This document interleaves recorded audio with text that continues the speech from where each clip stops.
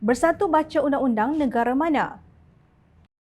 Bak kata orang, hidup jangan jadi bodoh sombong. Kalau kurang cerdik, pergi belajar dengan guru yang selayaknya. Jangan pula nanti kail sejengkal cuma, lautan dalam hendak diduga.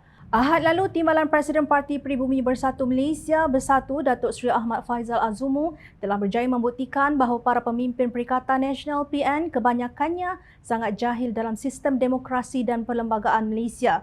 Apatah lagi dari sudut perundangan. Faizal dengan bodoh sombongnya berkata, meskipun terikat dengan Akta Lompat Parti, namun tidak mustahil kerajaan pusat akan bertukar sekiranya PN memenangi semua pilihan raya negeri nanti.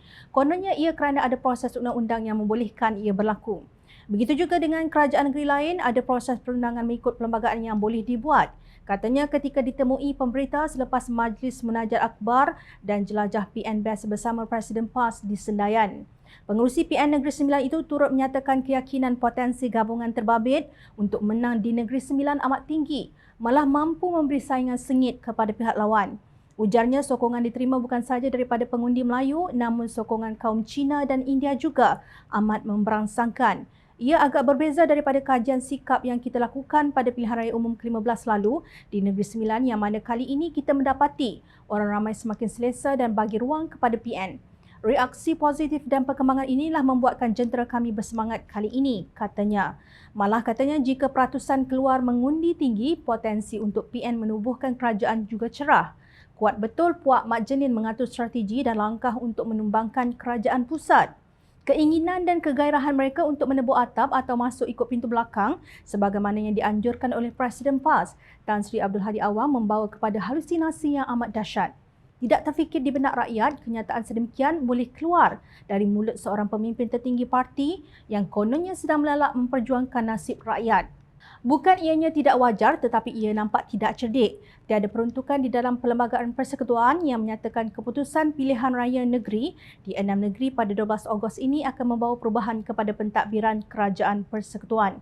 Menteri di Jabatan Perdana Menteri Undang-Undang dan Reformasi Institusi Datuk Seri Azalina Osman Said berkata beliau hairan bagaimana perkara itu boleh dibangkitkan dan menggesa pihak berkenaan mengemukakan peruntukan atau undang-undang yang dirujuk oleh mereka. Saya dah dengar banyaklah orang cakap, saya rasa pelik macam mana keputusan PRN boleh mengubah kerajaan pusat. Saya dah buka perlembagaan banyak kali. Saya baca tiada pula peruntukan, mungkin undang-undang lain yang dia baca, katanya pada sidang media selepas melawat Jabatan Insolvensi Malaysia Kedah pada Isnin. Tahukah anda, kemarin Abdul Hadi Awang juga mendakwa kononnya kemenangan Perikatan Nasional dalam PRN di 6 negeri kali ini akan membolehkan berlakunya perubahan dalam kerajaan persekutuan. Azalina juga berkata Akta Anti Lompat Parti juga telah diwartakan menerusi pindaan perlembagaan sekaligus menghalang ahli parlimen menukar parti atau membawa kerusi yang dimenangi pada pilihan raya di bawah parti lain masuk ke parti lain. Kalau dia keluar lompat parti, kena ada pilihan raya kecil. Pilihan raya kecil itu ditetapkan dalam perlembagaan. Pilihan raya kecil ini bukan perkara yang murah dan mudah. Saya nak sebut rakyat mesti penat. PRN 6 negeri ini pun rakyat dah penat. Ini kan pula tambah pilihan raya kecil untuk kawasan parlimen. Kita baru habis PRU, pilihan raya umum lepas pada 2022. Berapa banyak pilihan raya kita nak buat, katanya. Kepada Faizal Azumu dan Abdul Hadi Awang, tak penat ke asyik tukar-tukar kerajaan? Tukar-tukar Perdana Menteri, tukar-tukar duta khas, tukar kabinet dan tukar dasar. Kita yang masih berbaki umur di hujung tanduk memanglah tidak hairan. Tetapi mereka yang masih muda dan panjang perjalanannya tidak ingin melihat ianya berlaku. Cukuplah 33 bulan negara berada dalam keadaan huru-hara kerana ketamakan dan kezaliman kalian kepada rakyat.